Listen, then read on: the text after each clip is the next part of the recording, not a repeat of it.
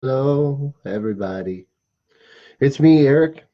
To my gamer friends, it's Devin Donder, and to others, it is Gumball Head. Welcome to another broadcast of the Gumball Head video blog and my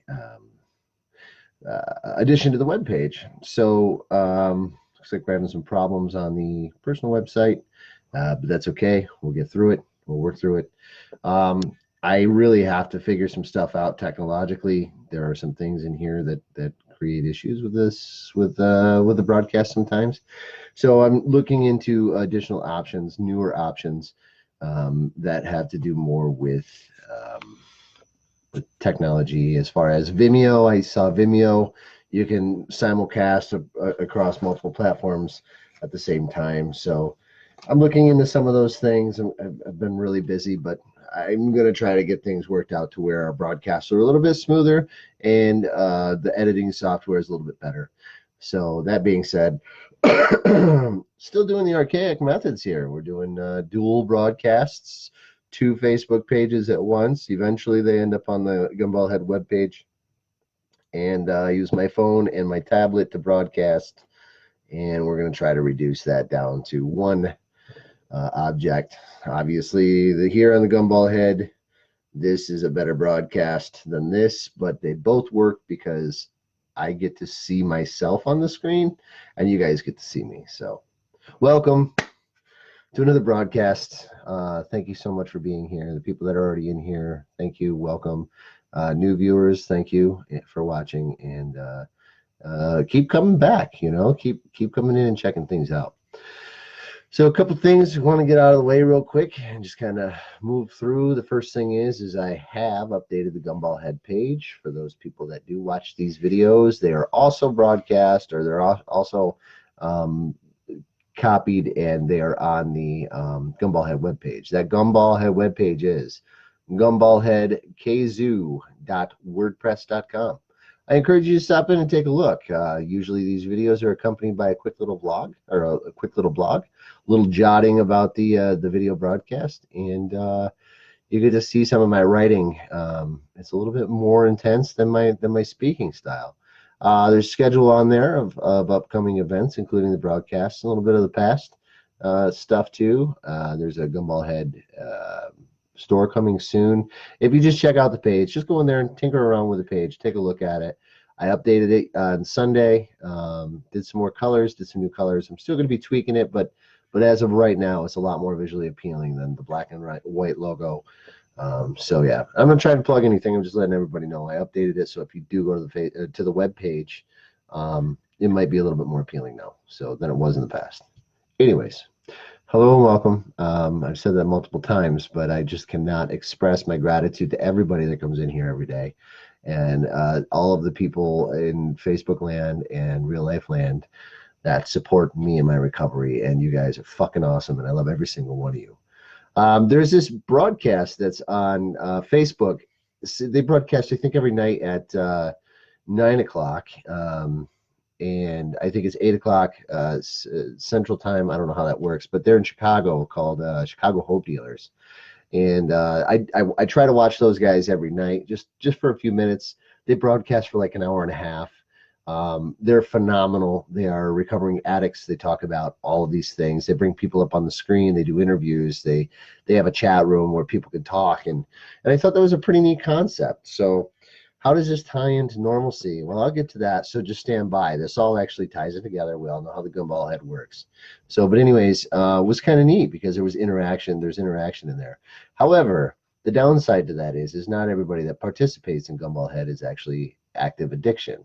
And the idea behind the page is to connect the people that are addicted to the people that are not addicted, and help the non-addicted understand what it's like, and to be an addict in recovery, and to connect those people that are in recovery what it's like to be normal.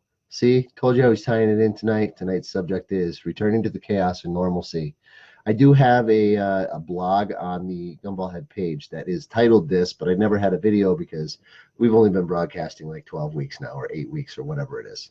So what is the chaos of normalcy? Okay, well, here's the thing. First things first. when a addict decides that they want to go into recovery, their life is flipped upside down. Okay, people that are not addicted to substance necessarily don't realize that addicts, over the period of time and the period of their addictions, they're reprogramming their brain over this period of time. Okay, so we're learning how to wake up in the morning after a heavy night of drinking. We're learning how to communicate with people while our head's pounding and the lights are bothering us, and we're still trying, we still work throughout the day and we still participate in things throughout the day. Now, it's insane to think about because of the fact that I had a couple of moments where people were like, I didn't even know you had a drinking problem. All the signs are there, or were there, and just had a conversation with a friend yesterday, a former partner of mine on the ambulance. And the conversation that we had was, most of the people that I worked with didn't realize at the time that I had a drinking problem. But here's the kicker of that. I talk to a lot of them now, and they're like, well, it makes sense that you had a drinking problem. That's first and foremost. And secondly, it's like, fuck, I'm developing a drinking problem too. Or I drink more than I should, and I really got to get control of that. No shit. Okay. So that's kind of the whole thing. I'm not going to go into opiates. I'm not going to go into speed or amphetamines or anything like that today. I don't really want to get into that because I'm tired, and we don't really need to talk about that. What we do need to address is what it's like to come back from periods of times of drinking, periods of time of using, a long binge of gambling, pornography binges, hookers and blow, stuff like that. And I say that jokingly, but the truth behind it is some people get so compulsive that they do participate in those behaviors as well, and it's not substance abuse related, or it is tied into substance abuse relations, but over time, people don't realize that these process addictions are actually an addiction. Now, usually when I make this next point, I have let's see here, I have props involved. So I'm just going to have you guys visualize something. Okay, so those who come in here, and I'm not pointing fingers or anything, I'm just kind of making things a little bit more realistic. And when I advertise that there's obscurities involved, most of the time the obscurities don't come out in the video. I know I'm quite obscure, but those obscurities come out in the writings. Okay, so if you read the writings, a lot of times I have a very unique way of looking at things, and it's just because I like to think outside of the box. Not everybody thinks that way. It's just, how can I take positive from negative all the time, every single time? Every time something happens, how can I take positive from the negative? Okay, all of us have situations. You get into a car wreck, boom, you crash into two cars, right? Two cars crash into each other. One car is completely totaled, and the other one is, they got a scratch on their bumper. So what positive can come out of that? Well, the person that has a totaled car can actually now start shopping for a new car. Now, it might not be in the budget, but now they have opportunity. Now they have desire. Now they have need. And then 6 weeks from now, they don't realize that the fuel line was going bad, and it could have been a fireball rolling down the highway. So there's always a what-if scenario. Okay, and the person that gets a scratch on the bumper, guess what? They get a new paint job, right? Or they get a new paint job on the bumper. Okay, so that's a positive out of the negative. Another thing is one thing that you can look at it. My daughter took her driving test today, so this is kind of where my brain was on that. Is okay, so two cars crash into each other. Well, who was texting? Because we know that. And I know for a fact right now, you dude, I know you're watching this and you're also driving my truck. So I don't know if you're stopped or if you're at your destination yet, but if you're driving right now, shut the phone off. You can watch the replay. So, okay. So returning to normalcy. So we reprogram our brain over periods of active usage. Okay. Obviously, I like to talk about alcohol because that is a bigger problem. So you start to casually drink. Okay, you start drinking with your friends on the weekends. For me, this started back in high school, very early in high school, like freshman year. Casually drink a little bit with your friends on the weekend, and over time, it starts to develop more and more and more. So as that develops over time, you don't realize it's happening because it's over a period of time. You don't realize it's happening because you're starting to socialize with those people that are involved with the same activities, such as drinking, smoking pot, doing cocaine, gambling. Go to a casino sometime. Okay. Oh, I completely forgot about my whole point. I'm sorry. I'm going back to the whole people that don't think that they have addictions. I'm so sorry. I really am sorry. Here's the thing. Most people don't realize that they have an addiction, but put your phone away for a couple of minutes, half hour, 45 minutes, an hour, a day, or a week. And guess what? You're going to flip the fuck out. Take a cell phone away from a teenage kid that doesn't have the ability to create those addictions yet, or have the mindset of how those addictions work. Take a cell phone away from a teenager and see what happens. In no time at all, hours, maybe even minutes, that kid's going to freak out because they're addicted to the damn phone. Okay. Now, if anybody that knows me knows that my cell phone is in my hand 24 hours a day. Well, not 24 hours a day. I'd say 20 hours a day or 18 hours a day. Okay. My alarms are set. I set like 41 of them every morning to make sure that I get up at least close enough to where I can leave for work and not be late, especially now. But from the time that my first alarm goes off, that phone's in my hand, and it's just so I can quickly hit that button. Okay. But we're so addicted to Facebook and the drama and all the shit that goes on, and the Instagrams and the Pinterest. We're watching these things. We're watching people's lives evolve around us. Now, that is an addiction in itself. But the biggest thing about it is are we really addicted to reading all the information, or are we addicted to the drama that goes on Facebook or on stuff like that? Now, this is bridging that gap between addicts and non-addicts, because both sides of the fence can identify with this, and the fact that we're watching everything go on in people's worlds around us, and we're watching, the births of babies. We're watching, gender reveals. We're watching someone driving a car for the first time. We're watching. My biggest thing right now is rollerblading videos. Okay, so we're watching rollerblading videos, and we're watching, and we all know the wormhole that happens. I call it the YouTube wormhole. Okay, you start watching a video of fluffy kittens, and next thing you know, you're watching people make pudding out of eucalyptus leaves and saccharin and mustard. So we get sucked into that, in YouTube very easily spend an hour, 2 hours, 3 hours on it. Okay. Text messages, have an argument with somebody, sit face to face and have that argument. Don't sit there and text back and forth. It's bullshit. It eliminates the one-on-oneness. It eliminates reality. It eliminates compassion. It eliminates emotion. You could be pissed off on the other side of the phone texting like a madman, but all you're doing is fueling that fire. Okay. You need to be able to speak your emotions in order to make these things work. And you need to be able to express and communicate with other people in this world in order to live a realistic life. So as we develop these addictions, I saw it with both of my kids. My son's not so bad, but my daughter has been in the past. Very early on, my kids were really cool about the Facebook. They didn't bother or beg or pester in order to have Facebook, but I did my best to kind of keep it toned down until they reached a certain age to where I felt that they were mature enough. Now, my kids have been absolutely substantially mature, way advanced for their ages for their entire lives so far.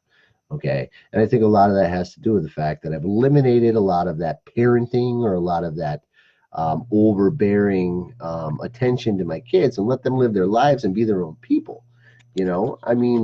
I think that's really cool. My parents were that way. I turned out okay. Yes, I have my flaws, but who doesn't? Whoa, sorry. I was just trying to clean the camera. But my kids, I trust my kids. I trust that they're going to make the right decisions, and if they don't, then they're going to learn from their mistakes. I trust that they're going to do the right thing. I trust the fact that if they're in an uncomfortable situation, that they're not going to have any problems calling dad to bail them out. May not be available, but if I'm not available at that particular time, I make sure that someone is available. Okay, I make things work. I make things happen.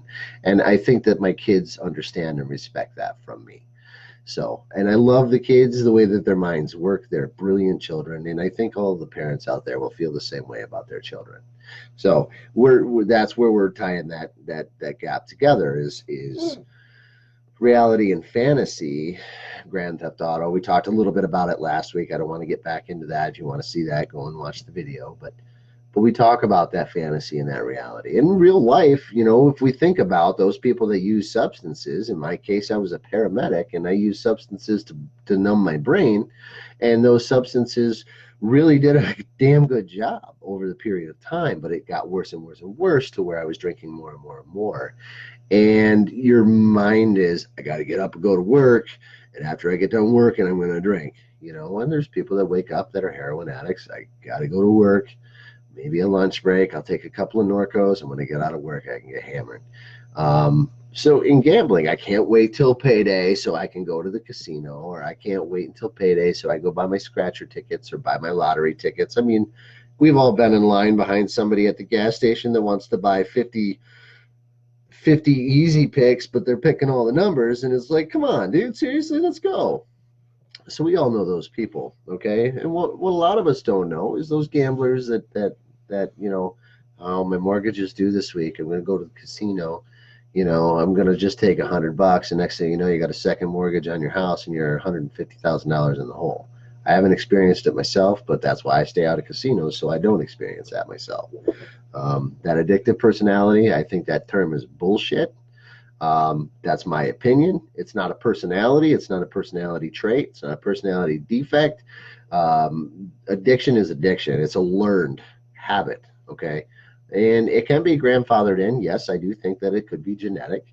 I don't think that it's absolutely 100% genetic, but I do think that learned behavior and repetition is what brings us to addiction, okay?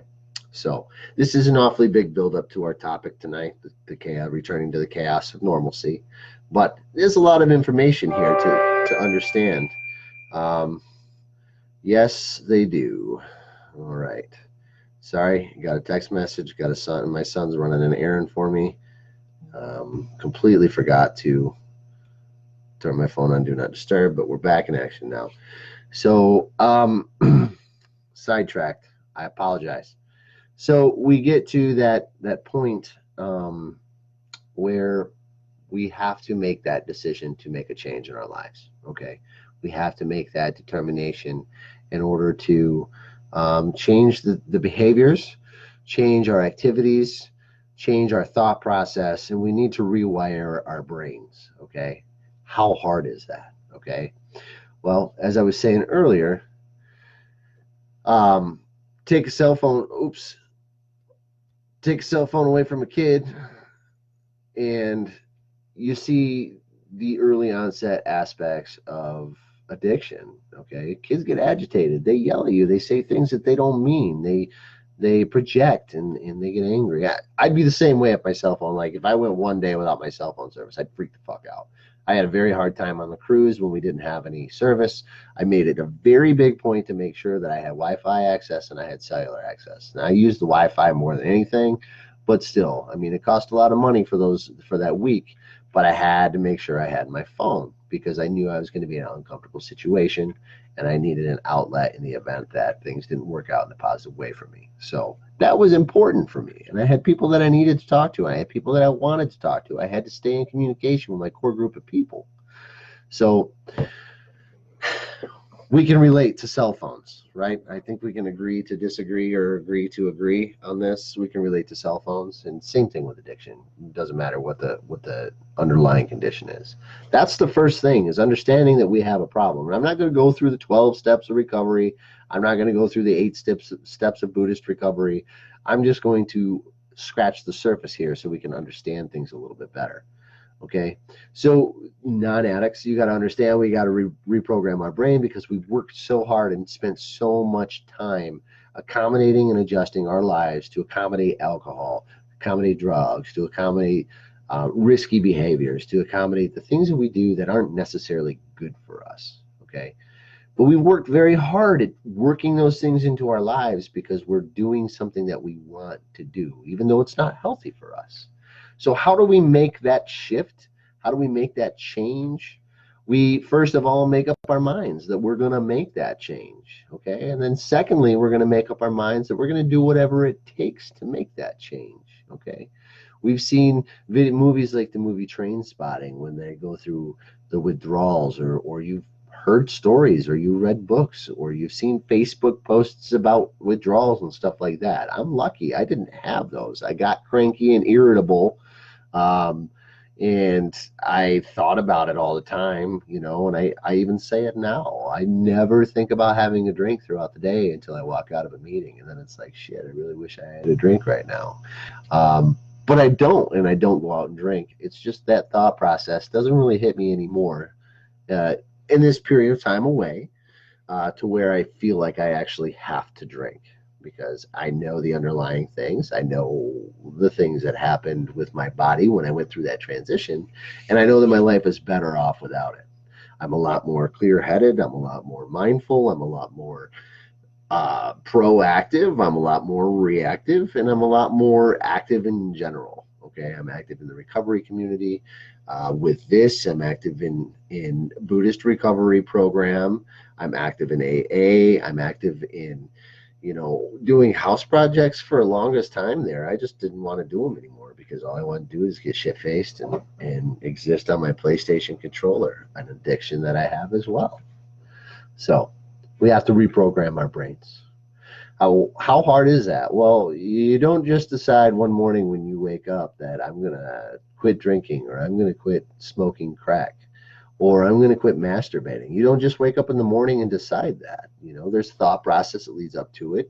A lot of times it's a very long period of time before you get to that point to where you're actually making your mind up. Okay, I need to go on a diet. New Year's resolutioners, let's think about this. Okay, you have Thanksgiving, that's your last hurrah. That's a very big milestone for people, is Thanksgiving. After Thanksgiving, I'm just going to get healthy. And then you relapse at Christmas time. You go back and you get thirds and fourths. And then you take a nap and you wake up, you get in the fridge, you pull out that turkey drumstick and some more stuffing, and you sit there and you watch Christmas Carol. It's what happens. It's another addiction, and we can associate those things from an addict standpoint to our real lives. Okay, eating is no different than smoking crack rock, but it's not. Crack rock's going to hurt you, but how is eating going to hurt you? Well, I mean, you get fat, or less attentive to the foods that you put into your mouth. How does that affect your family? Well, your health declines.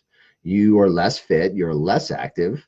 So, and the list goes on and on. Same thing with drinking. Same thing. Okay, we get the point. So it doesn't matter what your addiction is. There are side effects that are tied to it, regardless of what it is. Cell phones, same thing. Battery life is terrible. That's why I have a Samsung Note 9, because my battery life is like 18 hours on one charge. And I don't have a Mophie case for it. And I'm not plugging anything. I'm just saying I don't have to do that. I do plug it in throughout the day just to make sure I got a full charge in case something goes awry. So reprogramming the brain, making sure that we have the decision in our minds made up to do that. Now, here's the hardest part: making sure that we have our support system in place in order to encourage ourselves to maintain our sobriety long term. Okay? The support systems don't have to be 3,000 people. They don't have to be 746 people on Facebook, and they don't have to be 140 people that are following your webpage. Okay? It doesn't have to be that. It could be a best friend. In a lot of the A's programs, they have sponsors. In a lot of the Buddhist recovery programs, they have mentors. Okay, but the truth behind it is that some people just don't want to deal with that. They don't want to deal with somebody holding them accountable from the A's program or from the Buddhist recovery programs. They don't want people like that. They want to rely on themselves, and that's okay. Okay, when we start thinking about ourselves, though, that's when we start thinking certain things are okay. Okay, moderation management is actually a technique used in recovery to encourage people to reduce their amount of consumption. So long term, moderation management, the ability to control your drinking, your ability to control your intakes of substances, your ability to have to wait till next payday to buy your scratch tickets when you buy $10 instead of $100 worth. That's moderation management. It's making sure that you pay attention and you don't go outside your norms. Maintaining a script inside your brain in order to be able to still participate in these activities, but in moderation. Okay, that's where the non-addicts come in. Those who drink a couple of times a year. Okay, there are people in recovery that are recovering alcoholics who still drink a couple of times a year. Special occasions.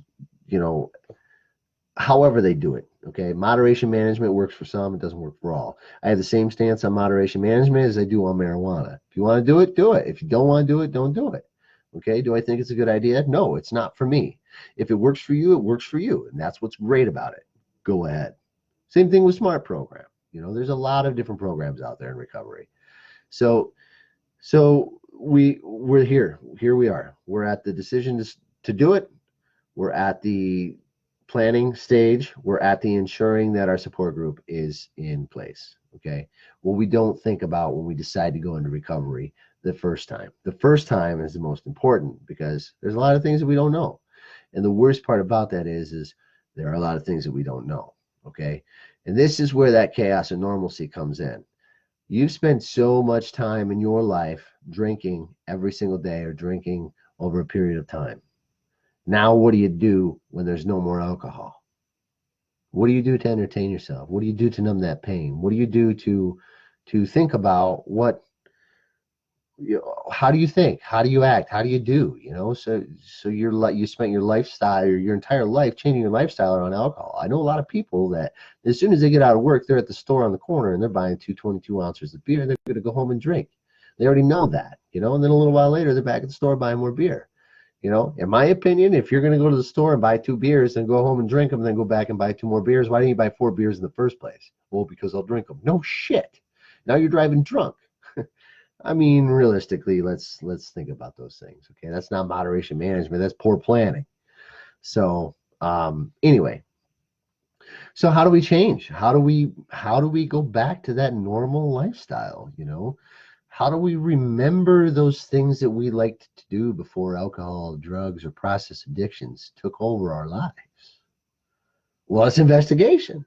You got to go back to remembering the things that you did before you started partying too hard and before you started doing these things that aren't benefiting your life.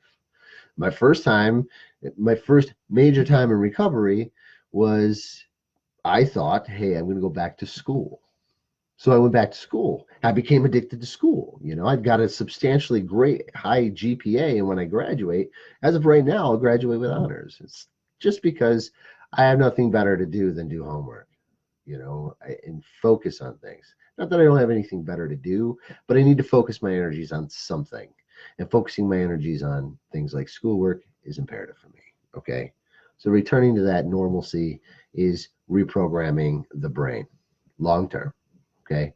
And it's tough the first time through because people don't think about those things, you know, and then they relapse, you know, and when they relapse, let's just revisit back what I was saying about Turkey Day dinner. Yeah, I relapsed. I was doing really good on my diet until Christmas came and the cookies and the Buckeyes and, you know, and now I'm getting hungry. I'm sorry if that's motivating anybody to get up and go to the fridge and hold their phone as they're walking and watching this video. But truth behind it is, you know, people relapse with food, people relapse with gambling, people relapse with drugs and alcohol, and it's sad. And the worst thing about it is they have this toolbox of things. I'm guilty of it. I've done it. You know, they have this toolbox of things that they can utilize to make their lives better, and they learn these things as they start in the recovery until one day they relapse. Now, here's the biggest point, the second biggest point of this whole entire broadcast today. All right, what people don't realize. And I had a conversation about this Monday night, in-depth, long, extended conversation about this. What people don't realize is you don't wake up in the morning and say, hey, I'm going to relapse today. I'm going to drink today. I'm going to use today. Okay. When I relapsed the last time, I didn't wake up that morning thinking that I was going to fucking relapse. I didn't think that at all. Okay. The events throughout the day, the amount of bullshit that happened in my life throughout the day led me to a point where I was just like, hey, guess what? This is what's going to happen. So how do I identify with all these negative triggers that are happening in my life? Well, I'm going to use. And then I used to the extent where I shouldn't have been where I was. Okay. And I say this, I mean, this is full transparency here. And I've had people tell me in the past too, this could be a career killer. No, it can't. This can't be a career killer. I'm being honest with people. You know, I'm not hiding behind stigma. I'm not hiding behind any of that shit. You know, and there's too many people out there that are afraid to express this about their recovery. There's too many people out there that are not proud of their recovery. They might be closet proud, but they're not going to run around the neighborhood telling everybody I'm an addict in recovery. Why not? What do you got to lose? You know, I quit smoking. How hard is that? Do I have cigarettes every now and then? Yes. But what are the things that I don't like about cigarette smoke? Well, I really like the way it feels when the smoke passes my lips and enters my lungs. Other than that, I don't like the way it smells. I don't like the way it looks. I don't like the way it changes the color on my fingers. I don't like how expensive they are. 7, 8 bucks a pack now, I think. Holy crap. I vape. Is that good for me? No. But if you ask anybody in our household, my vape's always in my truck. I don't bring it into the house. And if I do bring it into the house, it was just to charge or to fill it or to change the coil in it. Now, I'm not justifying anything. Don't get me wrong. And I didn't utilize that as anything other than that is a stress reliever for me. And if you go to Hazelden Clinic or you go to Rosecrance or you go to any of the nationally recognized recovery programs that are not Buddhist oriented, um, they're not allowed caffeinated beverages. They're only allowed decaffeinated tea. They're not allowed caffeinated soft drinks. They're not allowed Monster, which would drive me nuts. But they are allowed cigarettes, one of the most addictive substances on the earth. Why are they allowed that? Well, because it's people look at that as a stress reliever. If we investigate the background behind cigarettes and nicotine, though, we'll find out that it is more of a downer than it is an upper, and it's not going to maintain normal stasis. It's just a comfort thing, and that's where most people come into that. So that's truth. So returning to normalcy. Do we understand now how difficult it is to go from a lifetime of using or a period of time of using and then coming right back to going back to normal?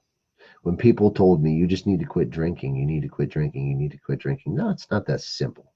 We as addicts know that it's not that simple as to quit doing what we're doing. You need to quit telling me what to do. That's never going to work. That tell somebody you need to quit telling me what to do. Guess what? Sometime later in that day, they're going to tell you what to do. So how simple is it to quit drinking? You know, if you can't stop telling me what to do, and this is blanket, this is widespread, but if someone can't tell me how to live my life, you know, if I listen to them, great. But if they continuously tell you what you can and can't do in your life, teachers, parents, spouses, children, the government, people in recovery, sponsors, mentors, your boss, your job, your coworkers, you shouldn't do this. Don't do that. You know, if you can't stop telling somebody how to live their life, then you're no better than an addict that's trying to quit alcohol or drugs or process addictions because you don't understand it. None of us do. That's why things are so fucked up inside our heads, is because we drink to figure out what's going on in our lives. We drink to numb the pain. We drink to close the doors to the outside world. And I found difference in that in meditation. Meditation is how I've gotten to that. Here's the best thing about meditation. When I meditate, I don't think about shit. I clear my mind. That's 20 minutes to myself where I don't have to think about the way anybody's judging me or stigma of recovery or sobriety. I don't have to think about what my boss is doing right now or my kids are doing. I don't have to think about what my spouse is doing or my friends are doing. I don't have to think about what's on Facebook or what shitty music's on the radio right now. Because that's 20 minutes inside my head. It's scary as hell up there. But that's 20 minutes inside my head where I can just blank space and I don't have to think about anything. We don't take that opportunity anymore. That's my return to normalcy. It's my return to normal. Okay? It's a reset button, a spiritual reset button. We need to do that more in our lives. And people that tell us what we need to do in our recovery, that's difficult for them to understand. I'm not being an asshole. I'm just being real. You know? I mean, that's the truth behind it. That's just the truth behind it. I mean, it is. So it's a struggle. Long term, it's a struggle. We wake up every morning thinking about the things that we're going to do to abstain from the substances that controlled our lives for so long. Every single day. I know people that have been doing this for 20 plus years. And they still have to wake up every single morning and tell themselves, I woke up sober, I went to bed sober. I'm going to do everything in my power to stay sober today. Abstinence, same thing. My big thing right now, I'm paying attention to my credit. I'm paying attention to my bills. I'm paying attention to my finances and my school debt and this and that and the other thing. I'm watching that stuff like an eagle. And guess what? When I was drinking, I didn't care as long as I had $50 for a bottle of booze. Now I pay attention to that stuff. Why? Am I growing up? Yeah, I should have done this 10 years ago. But I'm also focusing on those things that are important in life. You know, my longevity. You know, I've already knocked years off my life for so many years of use. Now I want those years back. I want to make sure that, my grandchildren are taken care of. I want to make sure that I don't have to struggle. I don't have to work till I'm 65, 75, 85 years old. And that's why I'm doing the things that I'm doing now. I'm getting healthy now, so I don't have to worry about getting healthy later in the future. I'm still fat. I don't care. I replaced alcohol with ice cream. I love ice cream. I didn't have any today, by the way. Maybe that's why I'm getting cranky. I'm getting worked up. So I had only planned on doing like a 15-minute video today, guys. I'm really, really sorry. This is a subject that I'm really passionate about. This is step one, not step one. This is day one of somebody's recovery. Somebody that watches this video, this is day one for them. This is the understanding of what life is going to be like and how much it's going to fucking suck for a little while. But guess what? It's the truth. It's a no bullshit approach to recovery.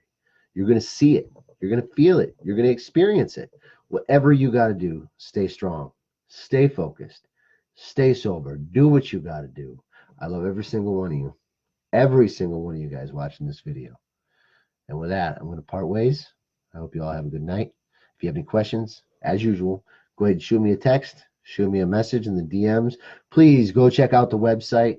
Let me know any feedback. If it's too blue or if it's not cool enough or there's not enough words or there's too many words, let me know. This video is the longest one I've done so far. But it's the most important one in my opinion, in my heart, because this is the return to normalcy. This is part one. This is where it starts for a lot of people. This is where it starts for a lot of non-addicts and understanding what it's like to be an addict. And this is where it starts for a lot of addicts understanding how hard recovery and sobriety is. Don't get those two things confused. Stay sober, stay strong, stay focused. Do whatever you got to do. I love you all. See you guys later. Thanks for watching.